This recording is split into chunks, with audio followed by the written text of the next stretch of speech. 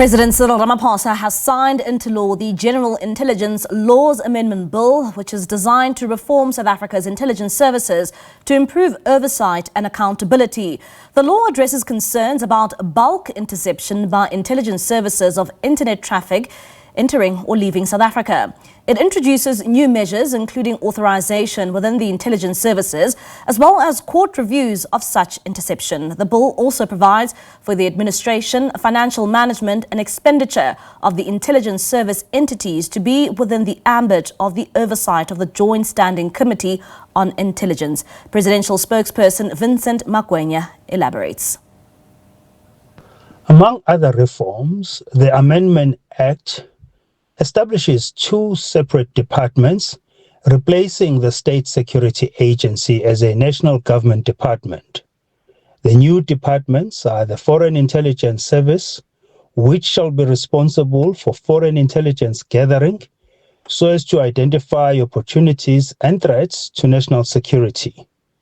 The second agency is the Domestic Intelligence Agency, which shall be responsible for counterintelligence as well as the gathering of domestic intelligence in order to identify threats to national security.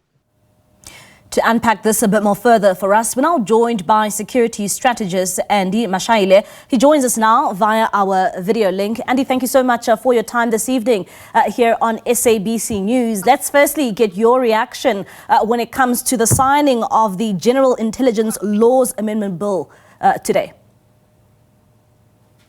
Well, it's long overdue. It is a good tool that we need as a country in addressing and enhancing national security from threats and attacks, both domestic and international. And when it comes to that exactly, being split into two, whether it will be domestic as well as the international front, maybe just give us a bit of information when it comes to that. Was this really needed in our country?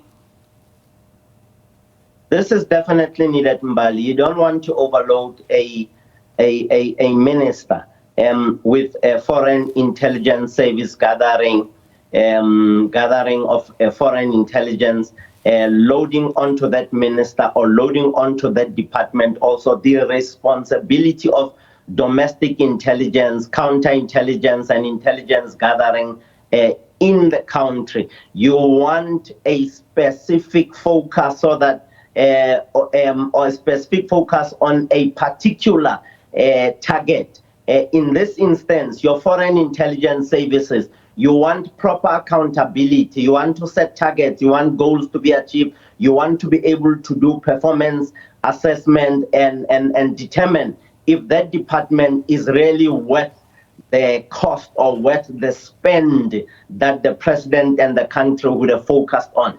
In the same breath, or the opposite side of the coin would be your domestic intelligence agency. You also want to have matrices that would indicate to us, the people walking on the face of and the streets of South Africa, to be able to say yes when it comes to crime prevention, when it comes to general threats to domestic security, we are worth the spend. And often state security is criticized when something takes place in the country, and we're always asked where was state security, to try and curb some of these issues, which many could have said they could have been intercepted much earlier on. I want to ask you, will then this bolster state security as a whole in our country to better deal with both internationally and domestic problems that we face on a state security level? Hindsight is the best science all the time. We have experiences that we encountered in 2021 and times before 2021. We are now operating based on experience of things to be done and those things not to be done, or where a lot of effort would need to be invested so that at the end of the day you harvest intelligence that would help you to act proactively in the event of a threat, be it foreign or domestic, to mitigate that risk and to eliminate threats to national security. And when it comes to internet traffic, it also points to that, saying that the bulk interception by intelligence services of internet traffic entering or leaving South Africa. What exactly does that mean? Mbali, there are people who use deep web and dark web to commit crime. There are people who use cryptocurrency for money laundering and for eventualities that saw us get onto the grey list because we could not manage or handle things like money laundering and many other things, many other crimes that happen on the digital platform.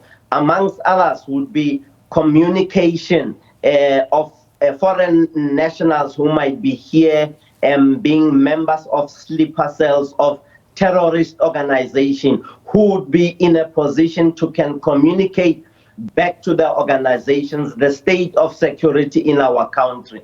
Also, in the same breath, messages that gets communicated from outside of the country to sleeper cells or those individuals who belong, for an example, to ISIS in the country. Should a sleeper cell of ISIS or Al-Qaeda be in and around our country? So you want to make sure that you thoroughly cleanse that information or the intelligence or the communication so that you can be able to extract nuggets of wisdom from a security point of view that would ensure that the security of the country is not under threat. And coming to the security of the country not being under threat, just this week alone, we saw Ethiopian nationals who are said to have been trafficked into South Africa. This is a second matter now that we're dealing with in the same neighborhood in Gauteng. Can we expect such matters to then also be addressed now that we see this signing into law of the bill? I am happy that the bill has been signed into law. This means to both you and I that there's going to be a serious amount of resources dedicated to DIA and also to FIS. It will help us, meaning us meaning the country. It will put us in good stead because we'll have better resources to can focus attention on a number of fronts that will help us deal with international or this transnational organized crime called human trafficking and other forms of transnational organized crime, including cybersecurity and arms trafficking. As we have seen a huge number of illegal guns killing people in South Africa. Some of those guns, the origin being outside of our country. All right, Mr. Mashaile, thank you so much for your time and for that insight. That is a security strategist, Andy Mashaile, there giving us an insight in terms of the bill that we saw being signed into law, and that's the General Intelligence Laws Amendment Bill being signed by the President today.